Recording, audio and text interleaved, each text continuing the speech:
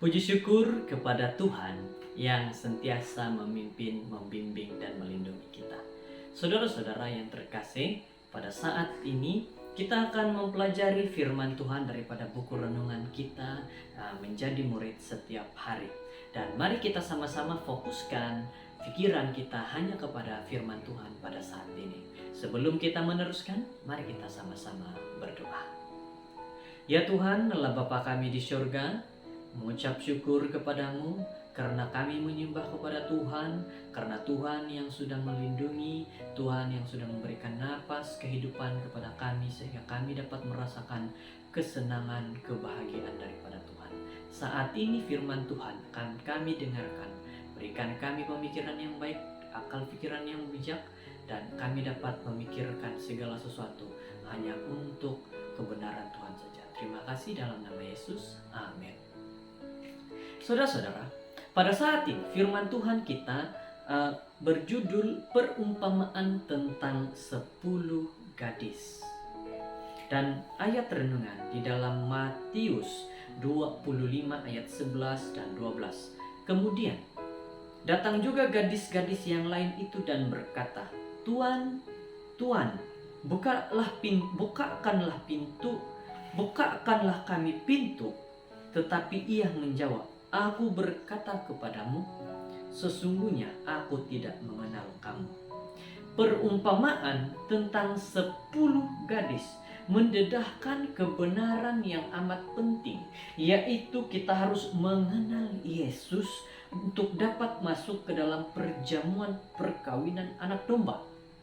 Saudara-saudara, pertanyaan di awal renungan kita, sudah benar-benarkah kita mengenal Yesus dalam hidup kita? Jawab ini dalam kehidupan kita. Apakah saya, apakah saudara-saudara, apakah orang-orang muda, orang dewasa, anak-anak mengenal Yesus dalam diri masing-masing? Apakah kita benar-benar mengetahui bagaimana Yesus menolong kita, memberikan teguran yang baik kepada kita?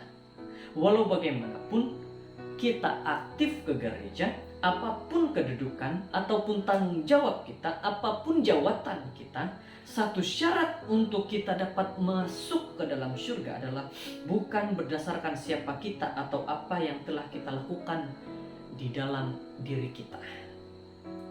Tetapi siapa Tuhan, siapa Yesus, siapa Dia yang dan apa yang telah Dia lakukan.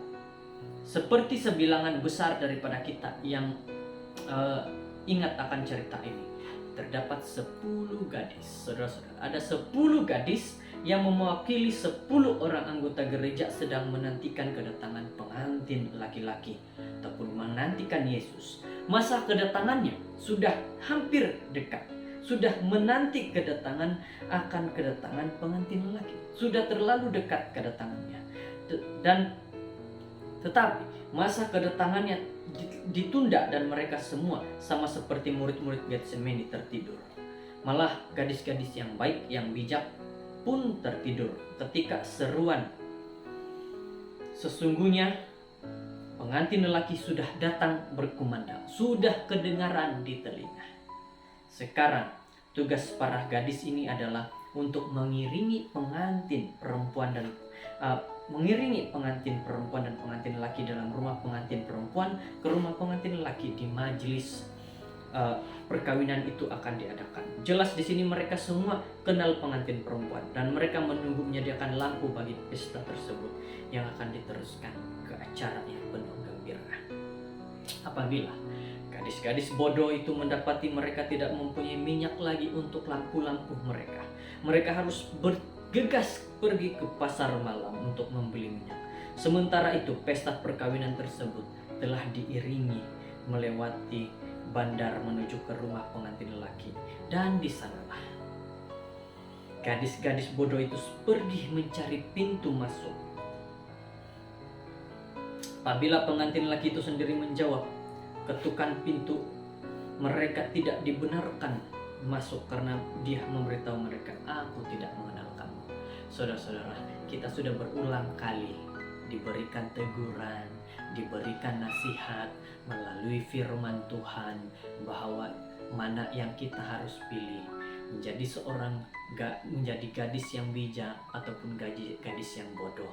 Saudara-saudara, kita sudah mengetahui kisah daripada cerita ini, bahwa apabila kita tidak punya persiapan dalam iman kerohanian kita, maka kita akan menjadi seperti gadis yang bodoh, terburu-buru mencari persiapan. Sedangkan gadis yang bijak, yang pintar, mereka sudah mempersiapkan diri mereka dengan iman yang teguh, kerohanian yang tetap, dan juga kepercayaan kepada Tuhan. Mereka sudah teguhkan itu dalam diri mereka. Mereka sudah benar-benar mengetahui bagaimana Yesus ada dalam hidup mereka. Tetapi gadis yang bijak tidak sedemikian. Jadi saudara-saudara, pelajaran daripada perumpamaan ini adalah sangat jelas. Sekadar mengenali pengantin perempuan adalah tidak cukup. Kita harus mengenal juga akan pengantin lelaki. Bermaksud kita bukan, kalau kita hanya mengenal bagaimana gereja ini mengajarkan ini semua, tetapi kita tidak benar-benar mengenal pengantin lelaki yaitu Yesus. Bagaimana kita mengetahui setakat mana kita punya kekuatan kerohanian iman? Saudara-saudara, kita teruskan. Kita harus mengenal pengantin lelaki. Marilah kita jangan seperti gadis-gadis bodoh dan pergi ke gereja berpikir bahwa dengan pergi gereja kita akan selamat. Juru selamat sedang menunggu untuk masuk ke dalam hati kita setiap hari dalam pemikiran dan kehidupan kebaktian kita, supaya kita akan menerima minyak keselamatan yang kekal. Jadi saudara-saudara yang terkasih, pada waktu ini kita diperingatkan sekali lagi, apabila kita datang ke gereja, kita bukan hanya duduk diam dan tidak ada persiapan kita benar-benar tentang Yesus. Saudara-saudara, kita datang ke gereja bukan hanya duduk diam. Kita harus benar-benar di sana mempersiapkan diri. Jangan jadi seperti gadis yang bodoh. Datang ke gereja, tidak tahu, tidak ada persiapan, tidak ada benar-benar persiapan untuk menantikan Yesus.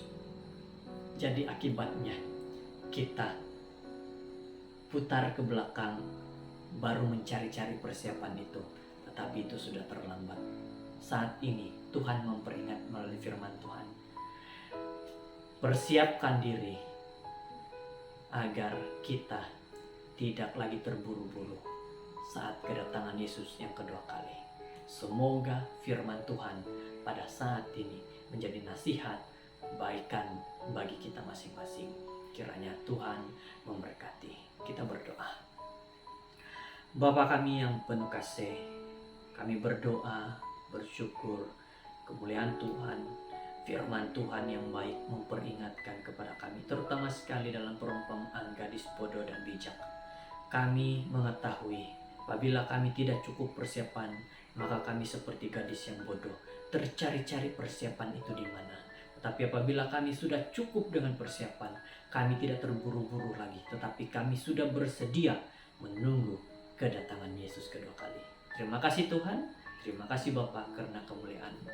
Dalam nama Yesus kami sudah berdoa dan mengucap syukur. Amin.